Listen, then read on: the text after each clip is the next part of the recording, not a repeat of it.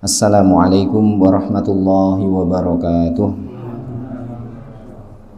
Alhamdulillah alladzi hadana li hada wa ma kunna linahtadiya laula an hadana Allah. Asyhadu an la ilaha illallah wa asyhadu anna Muhammadar Rasulullah. Allahumma shalli wa sallim wa karrim wa 'azzim wa barik ala sayyidina Muhammadin sallallahu alaihi wasallam wa ala alihi wa ashabihi ajma'in, amma ba'du. Hadratal mukarramun, para sesepuh, tokoh masyarakat, para alim, sedaya para hadirin hadirat ingkang kaula hormati lan mugi-mugi tansah dipun mulyakaken dening Allah Subhanahu wa taala, rahimani wa rahimakumullah. Alhamdulillah, bersyukur kita kepada Allah Subhanahu wa taala yang pada malam hari ini memberikan kepada kita kenikmatan yang luar biasa, kenikmatan berupa kuat iman sehingga ringan langkah kaki kita untuk nindakaken ketaatan, khususipun saged tindak masjid nglampahi salat maghrib jamaah kalajengaken thalabul ilmi. Mugi-mugi sedaya lampah kita menika dipun tampi angsal ridhanipun Allah Subhanahu wa taala. Amin ya rabbal alamin. Shalawat salam mugi tertunjuk dumateng junjungan kita Nabi Agung Muhammad sallallahu alaihi wasallam, Nabi mulia yang kita jadikan teladan dalam hidup kita. Mudah-mudahan Allah memberikan kekuatan dan ilmu untuk mencontoh beliau sehingga kita mendapatkan keberkahan selamat dunia selamat akhirat. Besok di akhirat kita berhak mendapatkan syafaat beliau. Amin ya rabbal alamin. Bapak-bapak, ibu-ibu, para jamaah ingkang kaula mulyakaken, kita diparingi sehat saged nindakaken ibadah thalabul ilmi menika kenikmatan ingkang ageng. Napa melih saged dawam, saged istiqomah, saged ngelengke wekdal di sela-sela kesibukan kita untuk akhirat. Menika kenikmatan yang tiada tara, yang luar biasa, perlu kita syukuri dan kita niatkan betul-betul dalam hati. Ini adalah sesuatu yang penting. Sebagian orang menganggap remeh, tapi ini kita anggap penting, dan lebih-lebih nanti di hadapan Allah insya Allah lebih penting lagi, yakni beribadah dan juga menuntut ilmu. Ibadah tanpa ilmu tidak ada gunanya. Makanya sedikit demi sedikit kita cari ilmunya. Ketika beribadah dengan ilmu, insya Allah akan menambah kekhusyuan. Benar, ya, kita yakin bahwa yang kita lakukan itu benar, itu akan menyebabkan kita yakin. Kalau sudah yakin, khusyuk melakukan sesuatu, kemudian bisa menikmati. Ini istiqomah ini penting sekali, dan ada kaul perkataan para ulama bahwa istiqomah itu khairum min alfi karomah. Istiqomah itu lebih baik dari 1000 karomah. Jadi banyak orang pengen mencari sesuatu yang dianggap hebat berupa karomah, tetapi istiqomah itu melebihi itu, lebih dari 1000 karomah. Karena apa? Karena memang mengupayakan ibadah dengan istiqomah itu perlu perjuangan, mboten gampang. Estu mboten gampang. Makanya dikatakan beramal itu mudah, tetapi menjaga amal itu yang sulit. Bapak-bapak sami setuju insya Allah. Beramal itu mudah, tapi menjaga amal itu sulit. Melakukan sholat ba'diyah maghrib isya yang 10 atau 12 rakaat sehari semalam itu mengiringi sholat fardu, itu melakukannya mudah. Tapi yang sulit menjaga terus menerus biar bisa istiqomah itu sulit. Ba'da maghrib, ya sekali waktu melakukan sholat itu mudah, tapi sesuknya mulai maghrib bisa enggak? Besok lagi sampai kemudian akhir hayat kita bisa enggak istiqomah? Kalau itu bisa, berarti kita sudah mempunyai lebih dari 1000 karomah. Karena memang ibadah itu dinilai karena kesulitannya. Besar kecilnya pahalanya dihitung dari kesulitannya. Semakin kita awal-awalnya merasa kesulitan dalam beribadah, maka insya Allah di hadapan Allah itu akan bernilai yang tinggi sekali. Ya, ini motivasi untuk saya pribadi. Ya, dan juga kepada Bapak Ibu semuanya jamaah, ya, kita incar beramal dengan istiqomah walaupun sedikit.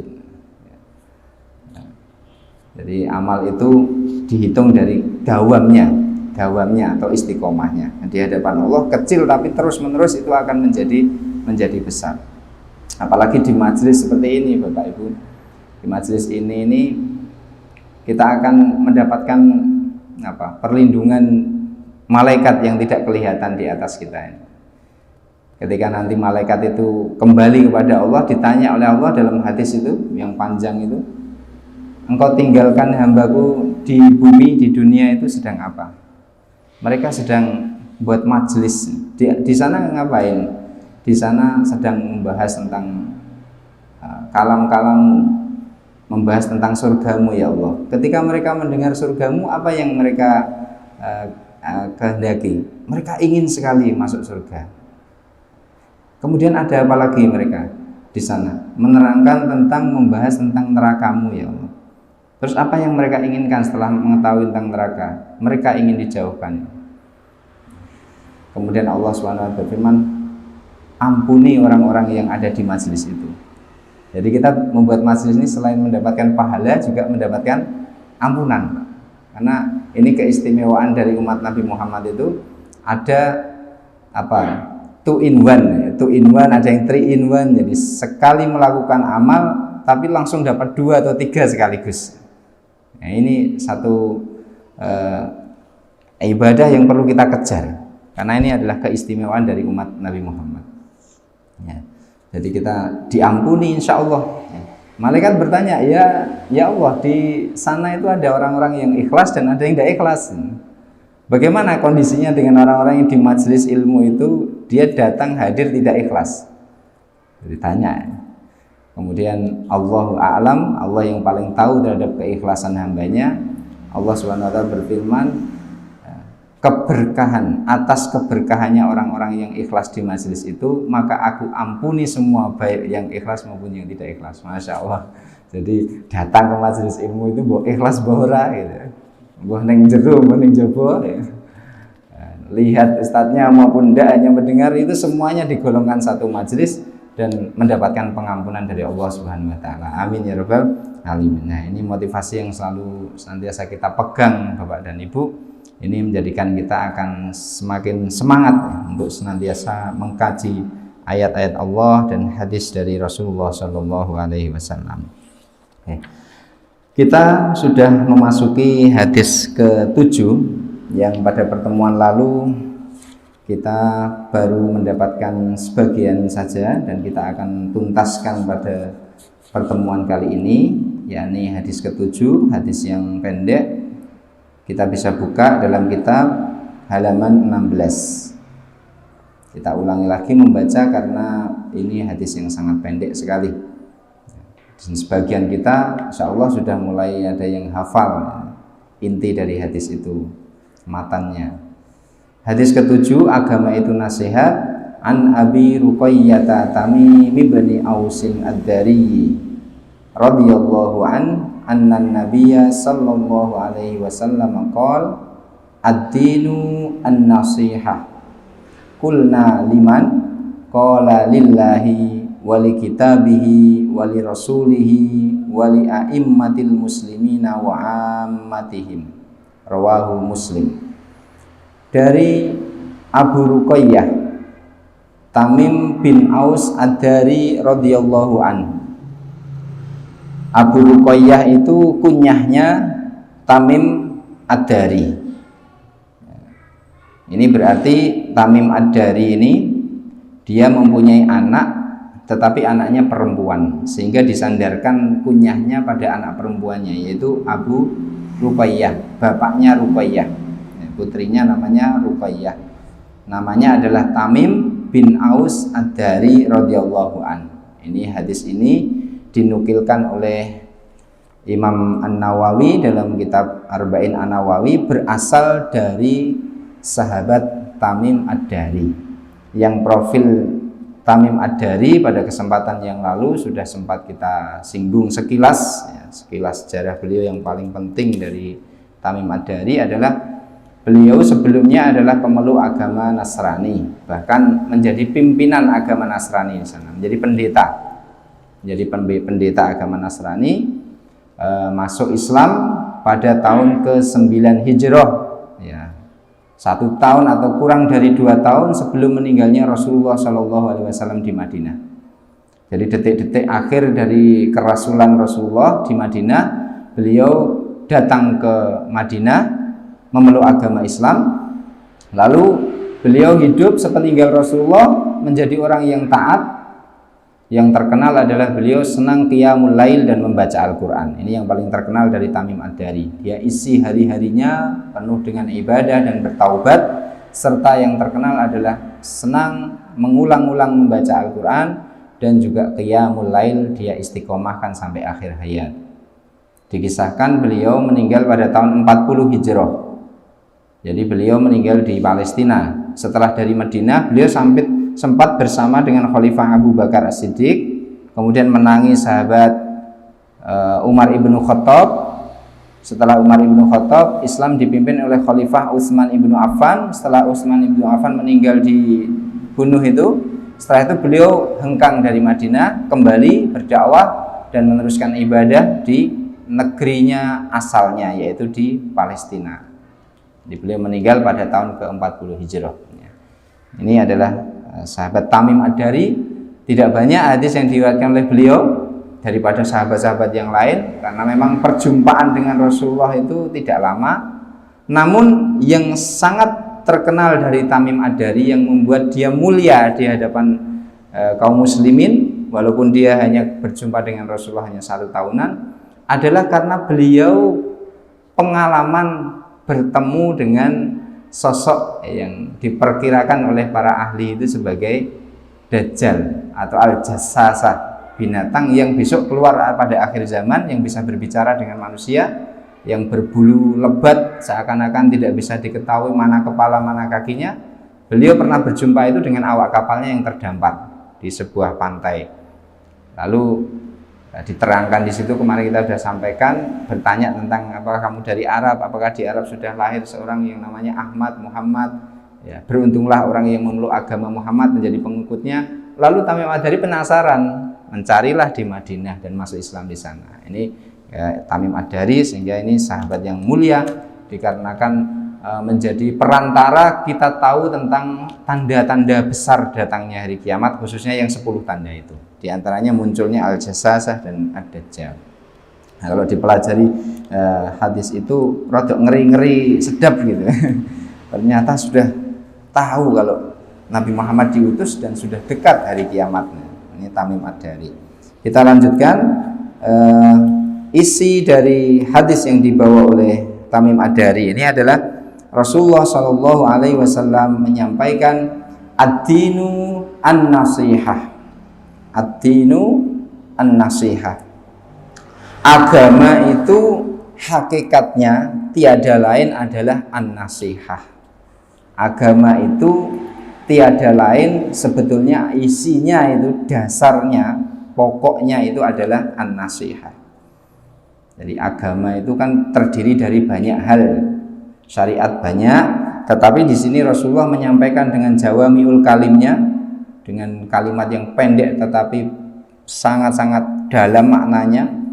Itu menyampaikan bahwa hakikat dari agama itu adalah an-nasihah.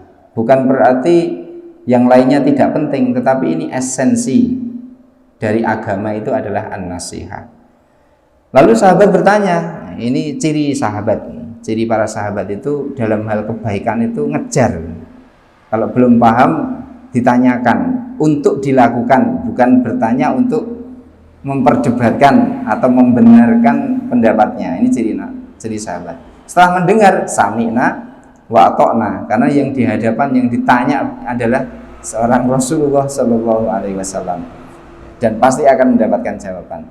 Lalu mereka bertanya, liman, untuk siapa nasihat itu ya Rasul? Qala, bersabda Rasulullah, lillah, untuk Allah, wali kitabih, dan untuk kitabnya Allah, wali rasulih, dan untuk rasul atau utusannya Allah, wali a'immatil muslimin, dan untuk pemimpin orang-orang beriman, orang-orang Islam, wa ammatihim, dan rakyatnya. Jadi ini juga kesimpulan yang kalau dijentrehkan itu luar biasa panjangnya. Di sarahnya ini berlembar-lembar, walaupun hadisnya sangat pendek 3 baris di sini, tetapi di sarahnya itu masya Allah luar biasa dan tidak habis dikaji oleh siapapun. Okay. Ad-dinu an-nasihah. Nasihat ini sudah sering kita mendengarkan. Apa itu nasihat? Nasihat itu ya ada beberapa banyak pengertian. Di antaranya yang paling secara bahasa itu nasihat itu kholaso. Nasoha itu kholaso. Nasihat itu murni. Dalam segi bahasa itu nasihat itu adalah murni. Jadi kalau ada madu murni itu biasanya apa mas? Kholasa. Jadi kholasa itu untuk menyebut ya sesuatu itu murni, sesuatu itu asli. Nah, itu kata-katanya adalah kholasa. Ada taubat yang sungguh-sungguh itu namanya taubat nasuha. Nah, nasuha itu berasal juga dari nasoha, nasihat. Nasoha artinya murni, sungguh-sungguh, tidak tercampur. Jadi orang kalau sudah taubat nasuha itu taubat yang sungguh-sungguh, sudah tidak dibarengi lagi dengan perbuatan yang mengotori taubatnya itu. Makanya mengambil kata nasoha, nasihat. Jadi nasoha itu murni. Tetapi banyak para ulama memberikan definisi. Ada Ibnu Hajar al-Asqalani, ada Al-Khattabi, yang masing-masing memberikan pengertian, di mana pengertian itu kalau disimpulkan ya hampir-hampir sama. Misalnya menurut Al-Khattabi itu kalimatun yu'abbaru biha an jumlatin hiya iradatul khairi lil mansukhilah. Jadi beberapa kalimat-kalimat yang memang disampaikan untuk menghendaki kebaikan bagi orang yang dinasehati. Nah, kita itu kalau teringat atau mendengar kata nasihat itu taunya adalah kata-kata gitu ya Pak ya. Dinasehati, diceramai. Padahal sesungguhnya nasihat itu bersifat sangat umum. Jadi hal-hal yang diupayakan oleh seseorang, di mana keinginan dari orang yang memberikan nasihat itu adalah kebaikan. Jadi orang yang buruk terus berubah menjadi baik, orang yang belum sholat menjadi sholat, orang yang belum bisa melakukan ibadah wajib kemudian bisa beribadah wajib, itu semuanya adalah nasihat. Nasihat secara umum. Nah, ini makna dari nasihat. Ad-din itu agama, an-nasihah itu hakikatnya adalah pada dasarnya tidak lain adalah an-nasihah. Kemudian nasihat itu untuk siapa? Yang pertama adalah untuk Allah. Ini bukan berarti Allah itu memerlukan nasihat dari kita, bukan. Tetapi maknanya bahwa nasihat itu untuk Allah adalah bahwa ketika kita berhadapan dengan Allah ketika beragama, itu memurnikan Allah Subhanahu wa taala dari sekutu-sekutunya. Jadi dalam beragama kaitannya kepada Allah Subhanahu wa taala, maka kita beriman sungguh-sungguh, beriman memurnikan keimanan kita dan meniadakan sekutu-sekutu dari Allah Subhanahu wa taala. Ini artinya agama itu, nasihat untuk Allah itu beriman dengan iman yang bersih tanpa ada syirik. Karena memang ada beragama tetapi masih syirik, nah, berarti perlu dinasehati. Nah, itu untuk Allah begitu maksudnya. Jadi kalau orang itu sudah beragama kok kepada Allah beribadahnya dengan murni, sudah kholis, sudah bersih, murni, tak ada sekutu, tidak mensekutukan Allah, maka berarti dia sudah mendapatkan agama yang pada dasarnya, yaitu agama yang penuh dengan nasihat itu. Maka nasihat perlu diberikan kepada orang-orang yang keimanannya masih tercampur-campur, karena kaitannya dengan Allah dia belum beres. Begitu juga memuliakan, menyucikannya, mensucikan Allah dari seluruh kekurangan-kekurangan. Jadi Allah dianggap kurang begini, kurang begitu, jadi tidak menyampaikan sifat-sifatnya Allah Subhanahu wa taala, maka perlu dinasihati karena agama ini adalah nasihat kepentingannya untuk Allah Subhanahu wa taala agar beragama murni, beriman tanpa ada kesyirikan di dalamnya. Ini ini kemarin sudah kita panjang lebarkan, kita ingatkan kembali sekilas. Kemudian yang kedua, setelah agama itu adalah nasihat untuk Allah, juga agama itu hakikatnya adalah nasihat untuk kitabullah. Kitabullah di sini adalah Al-Qur'anul Karim. Nasihat seorang muslim untuk kitabullah dalam agamanya adalah yang pertama membaca Al-Quran dan menghafalnya. Dalam syarah ini kaitannya dengan nasihat untuk kitabullah, ini adalah membaca Al-Quran dan menghafalnya. Sehingga bagi yang belum bisa membaca Al-Quran, maka berupaya untuk bisa membaca Al-Quran. Kalau sudah bisa membaca, mengistiqomahkan membacanya, menambah dengan hafalannya. Karena apa? Karena dengan membacanya akan mendapatkan ilmu dan pengetahuan. Karena sumber ilmu dan sumber pengetahuan, bahkan sumber petunjuk berasal dari Al-Qur'anul Karim. Nah, langsung disulap iso maca kan tidak bisa. Harus pelan-pelan diniati sedikit demi sedikit sambil mempelajari isinya, sambil ngaji terus ditambah pengetahuannya. Maka dengan mempelajari Al-Quran itu tambah ilmu, tambah pengetahuan, tambah hidayah, tambah bersih jiwanya, tambah suci hatinya, kemudian takwanya semakin mantap, semakin naik. Maka Al-Quran itu setelah diopeni di dunia, nanti di akhirat akan memberi keuntungan berupa syafaat. Tentu tidak akan dapat syafaat itu kalau nggak ngapa-ngapain, dibiarkan saja di lemari tanpa dikaji, dipelajari, tanpa dicintai, tanpa dibuka. Ya, Ramadan saja kadang terlewat tanpa membuka. Kita kan seringnya musiman kalau Ramadan itu ya, laris Al-Quran. Kalau selain Ramadan rada sepi, masuk Ramadan berdebu. Kalau kita ngopeni betul Al-Quran itu, apapun yang bisa kita lakukan. Kalau misalnya kita sulit waktu untuk membaca Al-Quran, pelajari Al-Quran, ada hal-hal yang kaitannya dengan syiar Al-Quran, kita ikut berpartisipasi. Itu paling minim. Ya. Ada TPA, dukung. Ya. Ada anak-anak ngaji Quran, disemangati, dibiayai. Nah, itu semuanya adalah hal-hal yang kita bisa berperan terhadap syiar Al-Quran. Nah, kaitannya dengan diri pribadi kita, ya kita ngopeni dengan membaca, mendawamkan. Ada yang jamaah kita ini satu hari ada yang 1 juz, ada yang 1 ruko, ada yang 1 lembar, ada yang ibadah maghrib, ada yang ibadah subuh, mengikuti dengan kebiasaan slow kita masing-masing. Ini kajian-kajian Al-Quran, Masya Allah sekarang itu Pak, sudah bertebaran di mana-mana ya. Jadi kita rugi kalau tidak kemudian mendekat kepada Al-Quran ini. Namanya juga Al-Quranul Karim, bacaan yang mulia.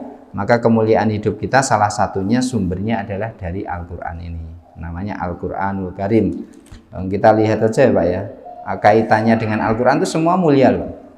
Mulai dari turunnya dari Lauhul Mahfud, ya tak? Malamnya namanya malam Lailatul Qadar. Nah, ikut mulia semua pokoknya yang terkait dengan Al-Quran itu ikut mulia.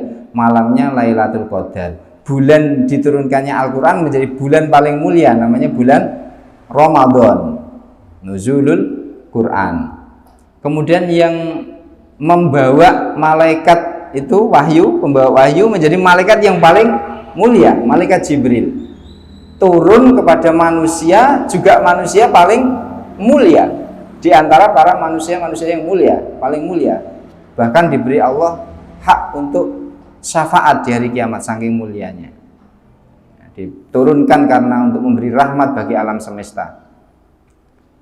Turunnya di sebuah tempat, di sebuah negara atau di sebuah lokal. Lokalnya pun sampai sekarang juga menjadi lokal yang paling mulia, bahkan termasuk negara yang bersih di Madinah itu. Sampai sekarang namanya Haramain ya, negeri yang dimuliakan. Yang sekarang kabarnya sudah mulai dibuka umrohnya ya, Pak ya. Sudah semakin banyak, mudah-mudahan ini kabar yang baik sehingga kita bisa sempurna lagi beribadah insya Allah. Ini jamaah kita kan kemarin informasi ada yang sudah ngantri, sudah mau berangkat, sudah sempat melatih fisik, tetapi qadarullah Allah punya kehendak yang lain ditunda. Mudah-mudahan kabar baik ini terus menerus sehingga nanti akan menjadi kebahagiaan bagi muslimin semuanya, bisa pergi tindak haji insya Allah. Nah, Selain syafaat yang terkait dengan Al-Quran ini, di akhirat nanti seseorang yang senantiasa berdekat-dekatan dengan Al-Quran, apalagi membaca dan menghafalnya, ini yang pertama, menghafal dan membacanya, dia akan meraih ketinggian derajat di sisi Allah, meraih ketinggian posisi. Bahkan di dalam syarah ini, tidak hanya di akhirat nanti, di antara manusia di dunia dan derajat yang tinggi di akhirat, sebagaimana satu hadis yang diriwayatkan oleh Abu Daud dan Tirmidzi. Rasulullah nanti ngendikaaken sabda, yuqalu li sahibil Qur'an iqra wartaqi warattil kama kunta turattilu fid dunya fa inna manzilata inda akhir ayatin taqra'uha.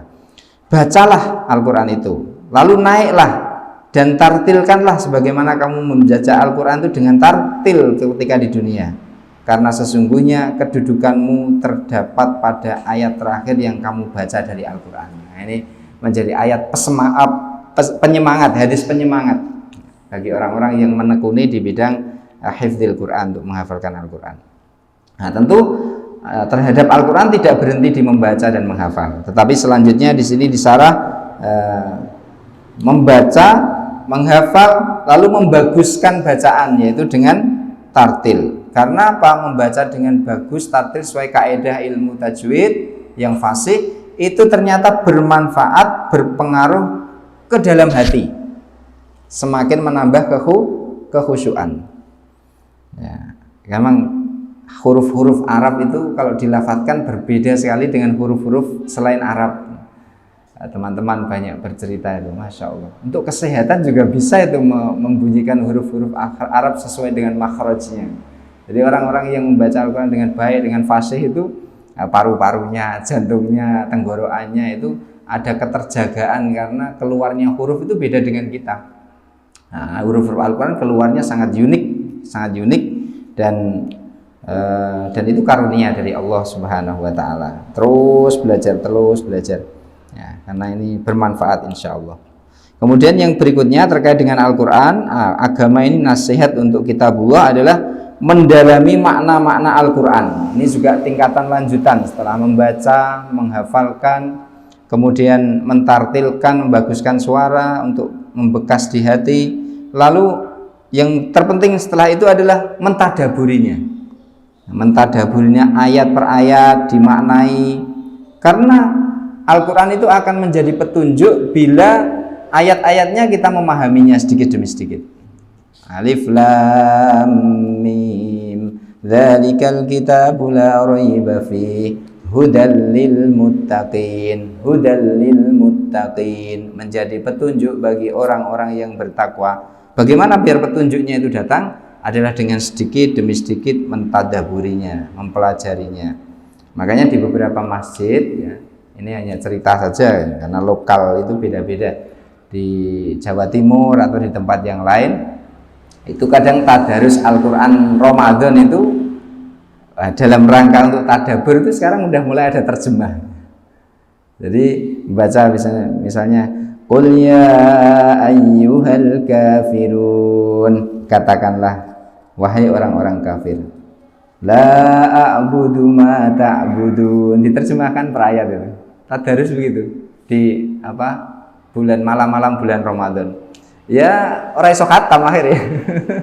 Lah tadarusnya hanya 1 jam maksimal 2 jam, dibaca hanya 30 hari, orang khatam. Tetapi ada atsar, ada bekas.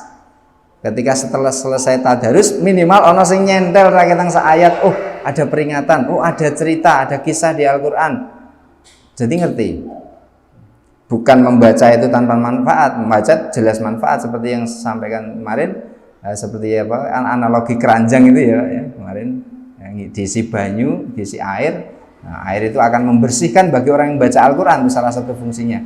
Tapi dengan mentadaburinya ini, masya Allah akan mendapatkan karunia yang lebih, karena fungsinya adalah nanti menjadi hidayah. Nah, hidayah itu kalau orang sudah mendapat hidayah,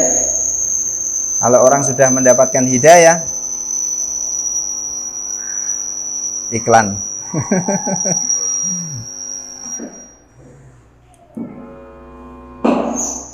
Bila hidayah itu sudah datang kepada kita, maka cirinya Allah akan memberikan karunia kepada kita, kita jadi tahu dan bisa memilih ini benar, ini salah. Allah akan karuniakan ke dalam hati kita kalau kita dapat hidayah itu, ini benar, ini enggak. Nah, seperti Furqan itu, hidayah Furqan itu akan datang kepada orang-orang yang berupaya. Setelah itu dia akan bedakan. Dalam hatinya itu menolak, oke gak entuk ini, tidak boleh, Allah nggak ridho, Allah nggak senang ini. Ini Allah senang, ini taat. Nah, akhirnya dia cenderung untuk habbaba ilaikumul imana wa zayyanahu fi qulubihim bi qulubikum wa karraha ilaikumul kufra wal fusuqa wal isyan. Hidayah datang, Furqan datang, dia akan mencintai kebaikan dan tidak senang dengan yang namanya kezaliman, kemaksiatan. Itu otomatis akan Allah karuniakan. Maka untuk meraih datangnya hidayah itu perlu kita upayakan. Salah satunya adalah dengan tadabbur Al-Quran.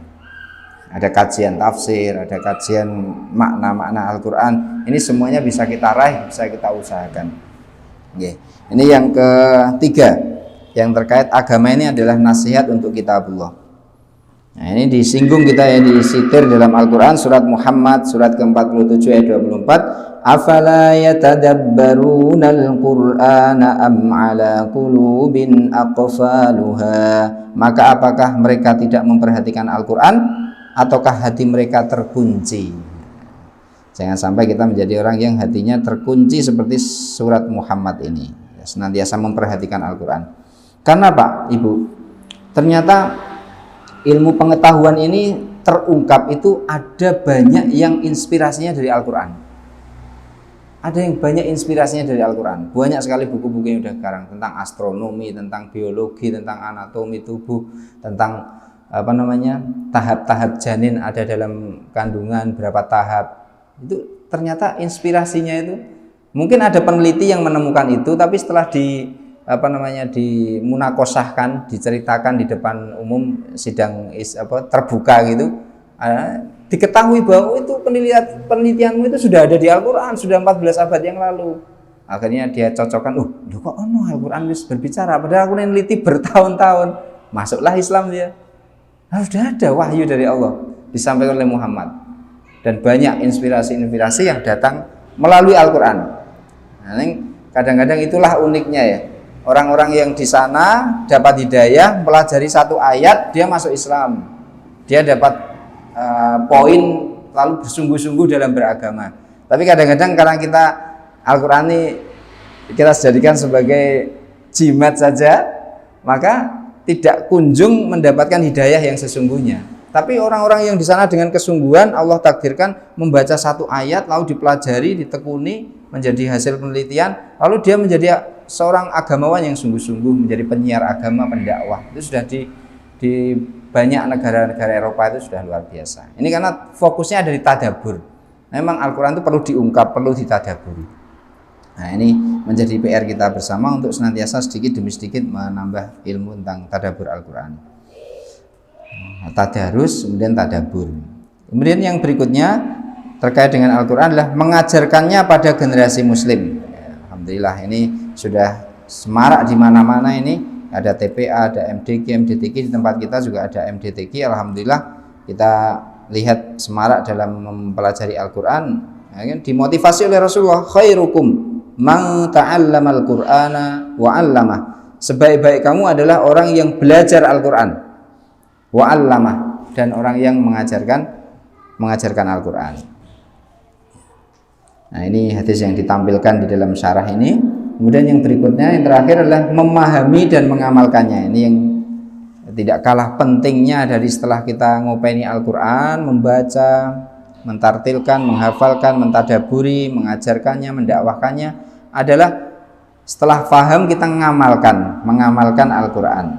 Karena tidak ada kebaikan dalam pembaca Al-Quran, dalam syarah ini, karena tidak ada kebaikan dalam membaca Al-Quran tanpa memahami kandungannya, dan tidak ada kebaikan dalam pemahaman tanpa mengamalkannya. Masya Allah, ini luar biasa nih.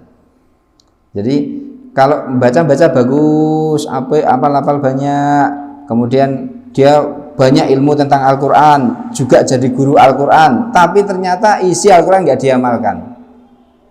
Dia nggak hanya mengucapkan saja tapi tidak tahu maksud Al-Quran, kon ngene, tidak ada pengamalannya. Maka disinggung oleh ini. Tidak ada kebaikan dalam membaca Al-Quran tanpa memahami kandungannya, dan tidak ada kebaikan dalam pemahaman tanpa mengamalkannya. Ini ada satu ayat Al-Quran, surat As-Saff, surat 61 ayat 2 dan 3. Ya ayyuhalladzina amanu lima taquluna ma la taf'alun kabura maqtan 'indallah an taqulu ma la taf'alun. Wahai orang-orang yang beriman, kenapa kamu mengatakan sesuatu yang tidak kamu kerjakan? Mengapa kamu mengatakan sesuatu yang tidak kamu kerjakan? Sangat besar kebencian di sisi Allah bahwa kamu mengatakan apa yang tidak kamu kerjakan. Nah, istilah bahasa kita itu jarkoni. Ya, jarkoni itu ngujar tapi orang ngelakoni, ngajar tapi orang ngelakoni. Atau bahasanya anak muda itu neto, no action talk only. Tidak ada aksi nyata tetapi hanya ngomong doang gitu. Nah, ini disinggung ternyata di Al-Quran ada kabura maktan. Allah benci orang yang hanya ngomong saja, ngajak-ngajak tok, tapi ternyata orang lakoni. Jebule iki mung hanya di bibir saja, kelakuannya enggak sama dengan yang disampaikan. Maka kita terhindar mudah-mudahan dari hal demikian.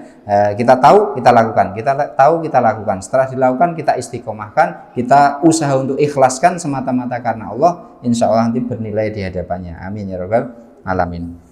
Pokoknya kita entengnya itu Pak, Bu, entengnya itu pokoknya tahu apa, lakoni. Kebaikan apa, tahu, lakukan yang kita mampu. Nah, misalnya ya yang Bapak Ibu sudah istiqomahkan lah, berjamaah di masjid itu memang fadilahnya luar biasa. Selain mendapatkan pahala pengampunan dosa, datang ke masjid selangkah menghapus dosa, selangkah menaikkan derajat di sisi Allah. Selangkah lagi menghapus dosa, selangkah lagi menaikkan derajat. Udah istiqomah, kita makmurkan masjidnya. Siapa lagi yang memakmurkan kalau bukan kita kan? Orang muslim ini. Nah, ini satu yang sederhana tetapi memang perlu kita sungguh-sungguh untuk meniatkannya. Lalu setelah sholat mau di masjid atau di rumah, nah iso jamaah.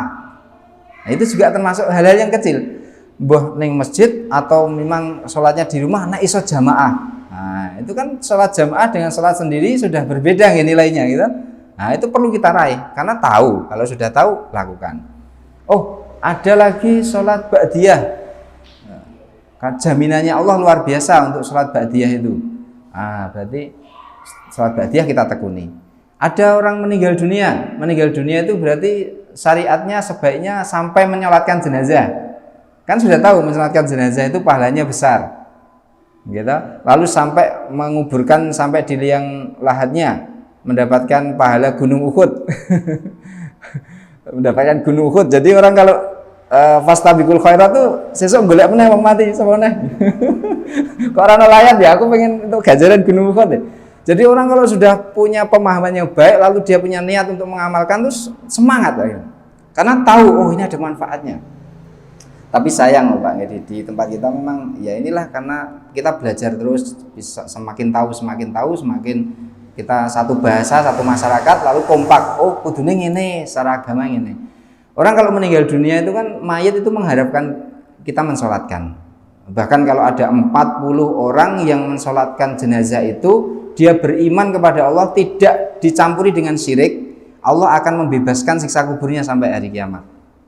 Wah, itu kalau orang yang keluarganya sudah ngaji mati-matian, pokoknya bilang ke Pak RT, nanti keluarga saya, bapak saya yang meninggal ini jangan sampai takziah itu hanya nyemplung ke amplop, tapi nek iso diarahkan ada tempat wudhu, ada MC yang keluar-keluar untuk ayo sholat, iso apa namanya, nanti ada filter 40 orang di sisi Allah dianggap beriman dan tidak syirik, itu syafaat itu di siksa kuburnya dibebaskan. Nah, itu luar biasa.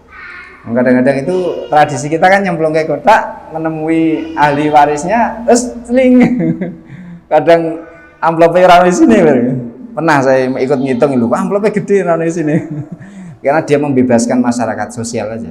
Biar oh ketok aku layat. Nah, ini kurang, harus ditingkatkan. Jadi kita takziah bukan hanya untuk dipandang oh ini peduli dengan masyarakat, ano meninggal melu layat, ikut menasihati, menyenangkan anggota keluarganya. Tapi lebih dari itu yang dibutuhkan si mayat adalah sholat kita, doa kita.